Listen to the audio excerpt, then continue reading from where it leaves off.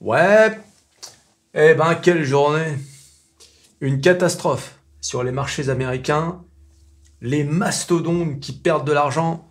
Ah, on va voir, mais à commencer par Meta. Meta, hein, Facebook, Instagram, WhatsApp, moins 25%. Hein, ils ont encore perdu de l'argent. Eh oui, hein, mais il n'y a pas que Meta. Amazon, après la clôture là, de 22 heures, heure française, a publié ses résultats. Après, donc si tu comptes la baisse d'aujourd'hui et celle d'après après la clôture du marché, moins 20% Amazon. T'as entendu ce que je viens de dire? Moins, parce que Meta, bon, hein, on est plus surpris, hein, depuis la déroute du mois de février-mars, on est plus surpris. Hein. D'ailleurs, Meta a passé un cap, le cap symbolique des 100 $. Oui, t'as entendu, 100 $. Hein, on va le voir sur les graphiques, etc. Mais tu te rends compte quand même, on est passé de plus de 320 $ au début de l'année à moins de 100 $. C'est incroyable, une baisse pareille. C'est, pour un mastodonte comme Facebook, c'est quand même énorme. C'est un changement d'époque. Tu sais, on est en train de vivre des révolutions un peu partout. Il faut s'adapter. Il faut s'adapter. Microsoft. Hein, alors, bon, tout ça, c'est dû à la publication des résultats. Hein, c'est la période des earnings, comme on dit. Hein, la période des earnings. Donc là, Microsoft, moins 10%. Google, moins 12%. Google, quand même. Hein, et alors, Apple, qui a publié des revenus records, là, ce soir, mais qui déçoit sur la vente des iPhones. Ah, Apple, je te jure, c'est incroyable. C'est une entreprise... Je me demande si c'est pas l'entreprise là. Je me demande si c'est pas plus sûr que d'investir dans le dollar ou dans l'or. Voilà, et donc Apple, hein, qui avait baissé un peu aujourd'hui, qui avait baissé de 3% hein, dans la journée, mais qui après la clôture, après la publication des résultats, a pris au moment où je vous parle. Hein, là, on est en direct là. Hein. Au moment où je vous parle, on est à 1,78%. Hein. Donc Apple, qui est quand même, c'est important les résultats d'Apple. Même si tu possèdes pas d'Apple dans ton portefeuille, ça n'a aucune importance. Il faut toujours regarder Apple puisque c'est la locomotive. Imaginez une situation où Apple sortirait un iPhone qui brûlerait dans les poches ou qui serait vraiment totalement raté et qui ferait que, comment dire, un peu comme le scandale de l'iPhone 6, je crois, qui se pliait dans la poche là, qui avait fait chuter Apple mais massivement. C'est tout le Nasdaq, c'est tout le marché qui s'écroule. D'accord ? C'est vraiment, Apple, c'est une locomotive. Quand Apple est bien, monte, eh bien, les valeurs technologiques ont tendance à aller avec Apple. Et quand Apple s'écroule, bah, tout le monde s'écroule avec. En fait, Apple, même je dirais Microsoft, etc., Tesla, Amazon, mais surtout Apple, sont les entreprises qui empêchent le Nasdaq de s'écrouler complètement. Tu vois ? C'est vraiment, ce sont ces entreprises mastodontes. Hein. Apple, aujourd'hui, c'est quand même 2,3 trillions de dollars. Hein, pour ceux qui ne savent pas ce que c'est qu'un trillion, c'est 2300 milliards de dollars. C'est presque la dette de la France. Presque la dette de la France. Hein, à quelques centaines de milliards près. Donc c'est pas rien quand même, tu vois. C'est des grosses boîtes. Aïe, aïe, aïe, aïe, aïe. Ah, il aimerait bien avoir un petit peu de gâteau, petit comme ça, tu sais, sur les trillions, peut-être 1 ou 2 milliards, peut-être, non, ce sera pas possible. Ah bah c'est con, tiens. Ça c'est con, tu vois, j'aurais bien voulu un petit 1 ou 2 milliards. Donc, aujourd'hui, c'est pas une bonne journée, mais comme je vous ai dit, hein, Apple, qui maintient un peu le truc à flot, eh bien, le Nasdaq n'a chuté que de 1,63%. Hein, voilà. Bon, il y a d'autres entreprises qui ont des bons résultats, hein. Mais bon, tu vois un peu le truc, quoi. Amazon, moins 20%. Tiens, on va voir Amazon au moment où je parle, parce qu'on est en direct. Ah ouais, Amazon. Alors, Amazon. Voilà. Hein, comme tu peux voir, hein, aujourd'hui, Amazon a perdu 4%. Après clôture, moins 13%. Hein, si tu associes les deux, bon, après clôture, ça peut bouger. Hein. Monter, descendre, c'est Amazon quand même. Hein. Les gens se disent, bon... s'il y a une belle chute, c'est peut-être le moment de rentrer, tu vois ce que je veux dire. Mais c'est pas des entreprises qui vont finir comme Meta. Alors que Meta, qui était une valeur sûre il n'y a pas si longtemps, depuis TikTok, les gens... Et puis il y a aussi l'histoire. Alors on va parler de Meta, tiens. Voilà, après tout, cette vidéo va dans tous les sens, donc autant faire ce qu'on veut. Hein, si je veux parler de Meta, je parle de Meta. Pourquoi Meta s'écroule comme ça depuis le début de l'année? Mark Zuckerberg a décidé de lancer le Metaverse. Moi, le Metaverse, qu'est-ce que c'est? Je sais pas si tu connais le film Matrix, hein, avec Neo, Morpheus et tout ça, Trinity. Avec la pilule rouge, Red Pill, Blue Pill, hein. Si tu prends la Red Pill, ah, tu vas découvrir la vérité. Alors depuis d'ailleurs, Red Pill, ça a été détourné par les mouvements... je te laisse regarder sur Internet, ça t'intéresse. En gros, qu'est-ce que c'est? C'est un monde parallèle dans lequel les humains sont connectés. Et le Metaverse, c'est un peu ça. C'est-à-dire, c'est un monde parallèle dans lequel nous, humains, on aurait des avatars. En soi, moi, c'est une idée que j'adore. C'est même une idée, tu sais, avant, j'étais un grand fan de Flight Simulator. Je sais pas si tu connais ce jeu de Microsoft, là. J'avais tout, hein. Le machin, le joystick. J'avais l'impression d'être un pilote. Le Metaverse du futur, ça pourrait être un monde où les gens auraient un rôle... par exemple, je sais pas, t'aurais un... justement, tiens, on parle d'avion, tu serais pilote de ligne, etc. Tu transporterais des gens d'un endroit à un autre, et puis peut-être que tu serais payé pour ça. Tu vois, une quasi-économie parallèle. Donc, Mark Zuckerberg, il s'est dit, je vais lancer le Metaverse et tout. Seulement, voilà comment il a lancé le truc. Encore une fois, qu'il y a une superbe idée, et je pense que c'est l'avenir. Quand on aura inventé les ordinateurs quantiques, je pense que ce sera une réalité.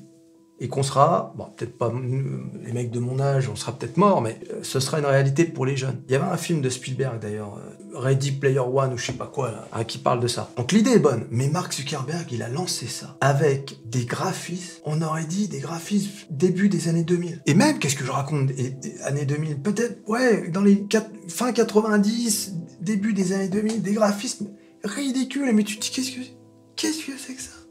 C'est ridicule, ridicule.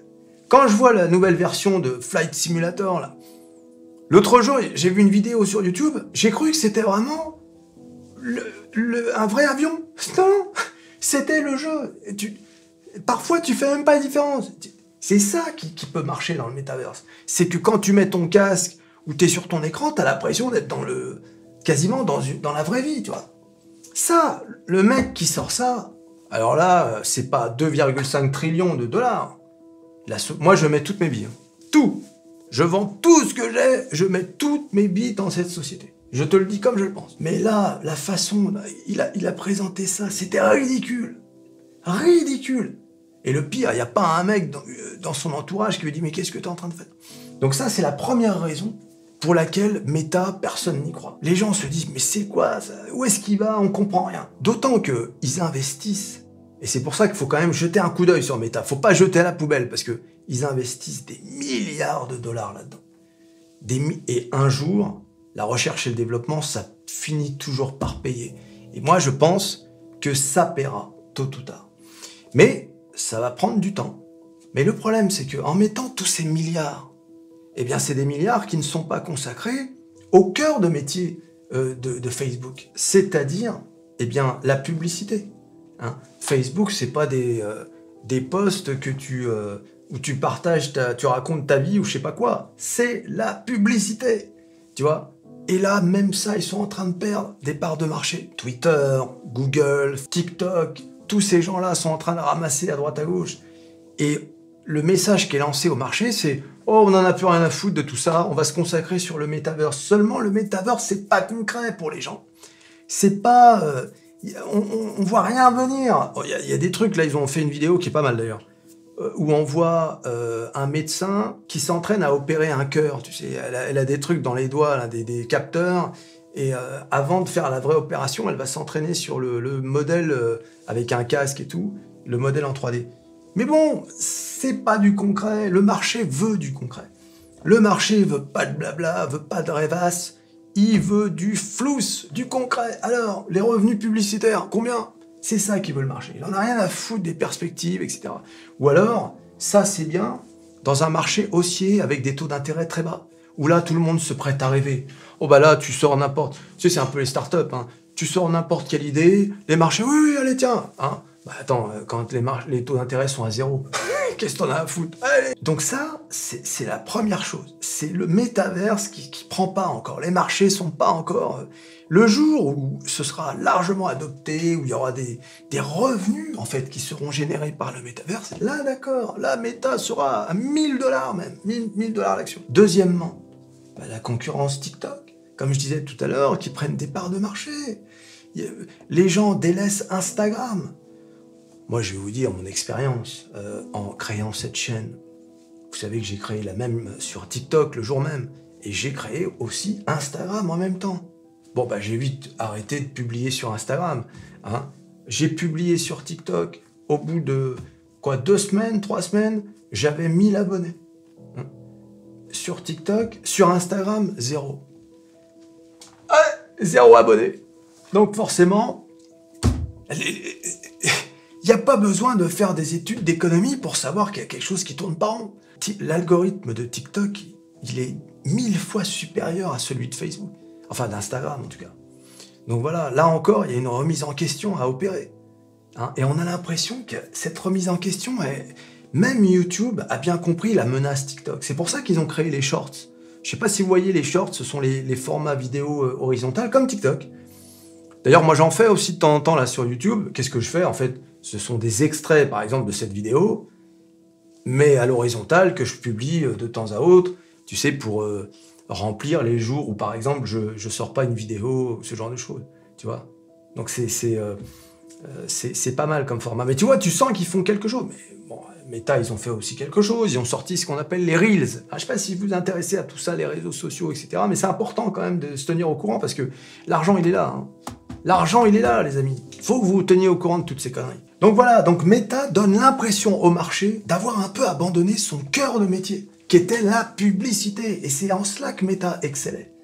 C'est dans tout ce qui est puis avec son metaverse et machin, bon bah ça prend pas. Donc du coup, une mauvaise nouvelle, notamment une perte de revenus, et tout le monde vend. Ça panique à tout va. Donc sincèrement, je sais pas où est-ce que ça va nous mener tout ça. Tiens, on va regarder Facebook vite fait. On va regarder. Donc voilà, on est sur la page Facebook. Regardez-moi ce carnage. Hein, regardez. Ça fait mal au cœur. Hein. Quand tu vois une grosse masse rouge comme ça, et que tout à coup, bing, moins 20, presque 25%. Moins 25% sur un titre comme ça, qui a déjà chuté. Regardez, on était à 331 au début de l'année. 331. Et aujourd'hui, on est à moins de 100 $. Le titre a perdu plus de 3 fois sa valeur. C'est énorme, ça fait mal au cœur quand même. Ça fait mal au cœur. Le marché, si vous aviez besoin d'un rappel, est sans pitié. Qui aurait pu imaginer Facebook s'écrouler comme ça? Hein, il y a 2 ans, personne. Le marché est sans pitié. Vous faites quelques erreurs, le marché vous le fait payer direct. Le pire, ils ont même une entreprise comme Apple, je te l'ai dit, il suffirait un iPhone qui brûle ou je sais pas quoi, enfin un truc c'est très lourd industriellement, ou une série de MacBook qui foirent, etc., mais de façon durable, les marchés vont pas faire de sentiments. Ils ne font pas de sentiments. D'accord? Bah comme toi, quand tu vois que ça sent la loose, ça sent le feu, bing, qu'est-ce que tu fais? Tu lâches. Et bah là, c'est pareil. Donc là, avec Meta, c'est quand même... Waouh, ça fait mal aux yeux. Hein. Ça fait mal aux yeux. Voilà. Et oui! Ah, voilà. Donc, qu'est-ce que j'allais dire du coup? Je sais plus ce que j'allais dire. Donc on va passer vite fait au graphique. Donc la première flèche jaune, là, hein, c'est début janvier, hein, début de l'année. Donc là, les revenus Meta qui sont inférieurs. Et Mark Zuckerberg le dit, hein, oui, il y a TikTok, la concurrence, on n'a pas fait de bons résultats. Regarde comment le marché a puni Meta. Regarde. C'est, bing, balance-moi cette merde. Alors qu'avant, Meta, regarde comment ça avait monté. Jusqu'au ciel. Bon, comme tout le monde, tu me diras, hein, comme tout le monde. Et regarde là comment ils ont lâché l'entreprise, tu sais, comme si... Puis, il y a aussi une autre théorie qui dit que Meta est devenu trop woke. Un peu comme la même punition avec Netflix. Tu sais, c'est-à-dire trop woke, je sais pas si vous savez ce que c'est trop consensuel, veut pas faire de vagues, on élimine les comptes de ceux qui disent des trucs qui vont pas avec le narratif, tu sais, officiel, etc. Et oui, ça aussi beaucoup. Du coup, il y a des gens qui sont allés ailleurs, il y a des gens qui ont boycotté Facebook. Bon, voilà, bon, à mon avis, c'est pas le principal. Moi, le principal, c'est vraiment la perte de revenus. Mais bon, ça participe aussi de la perte de revenus. Les gens en ont marre, tu vois. Donc voilà, donc là, ça a été lâché. Ensuite, hein, ça a fait voilà, ça a suivi le marché. Hein. Après, comme avec Orpea. D'ailleurs, vous avez vu, c'est quasiment le même truc. Avec Orpea, ça a suivi le marché. Et puis là, voilà, regardez, ça c'est la baisse d'aujourd'hui. Voilà. Regardez-moi cette bougie.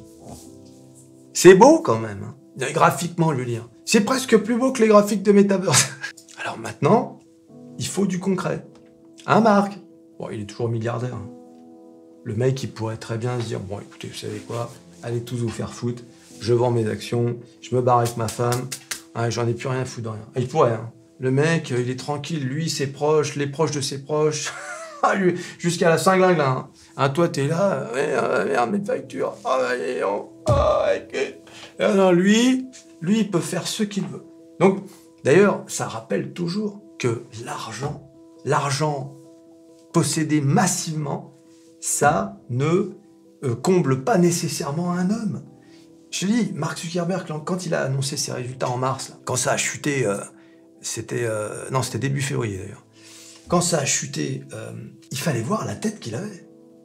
Il était comme ça, en sueur, rouge. Oui, tu vois, j'ai dit, le mec, il pourrait très bien tout balancer, faire ce qu'il veut, même créer une autre entreprise, tu sais, dans le metaverse, etc. Tu vois. Non, les mecs, ils s'accrochent. Ah oui, c'est comme ça.